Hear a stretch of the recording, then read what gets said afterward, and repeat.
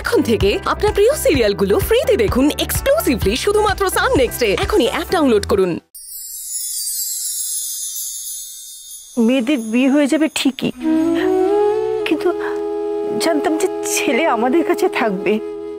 তারপর ছেলে, বৌমা, নাতি পুতি সবাইকে নিয়ে শেষ জীবনটা হই হই করে বাঁচবো। কিন্তু আমাদের আশা তো আশাই থেকে গেল। হেই, কি করছো? আস্তে কথা বলো। শুনতে পেলে কি হবে ভেবে দেখেছো?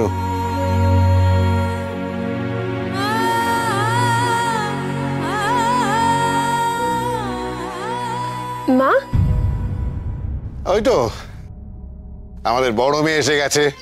শোনো মা, তোমাকেই খুঁজছিলাম। আমাকে খুঁজছিলেন? হ্যাঁ। কেন বলুন তো? বলছি কি যে আজ রাতে না আর তেমন কিছু রান্না করতে হবে না, বুঝলে?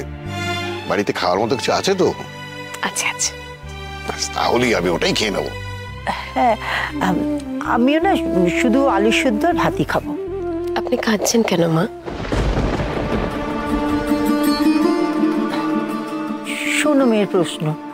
আচ্ছা, ঈশা শ্বশুর বাড়ি চলে গেল, আমি ওর মা হয়ে কাঁদবো না?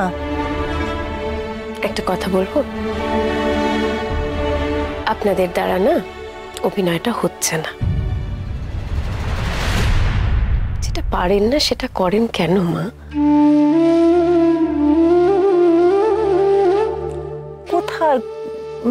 কোথায় অভিনয় করছি? আচ্ছা, এবার আমাকে একটা কথা বলুন তো, ছাড়ুন এসব। আলু সেদ্ধটা এমনি এমনি খাবেন নাকি আলু চোখা বানাবো?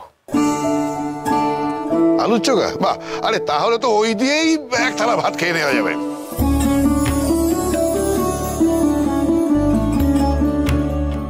আচ্ছা বাবা, আমাদের জীবনটা চারজনের এভাবে একসাথেই কেটে যাবে না? এভাবেই মানে? এই যে আলু সেদ্ধ ভাতে ভাতে চারজন একসাথে।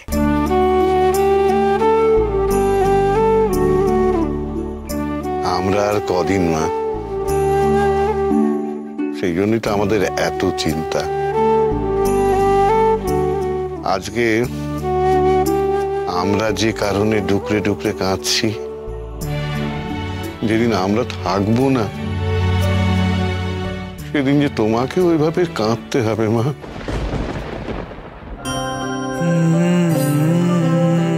না না, জীবনে তুমি অনেক চোখের জল ফেলেছ, আর তা হতে দিতে পারি না। তাই তোমার একটা ব্যবস্থা করে তবেই আমরা মরবো।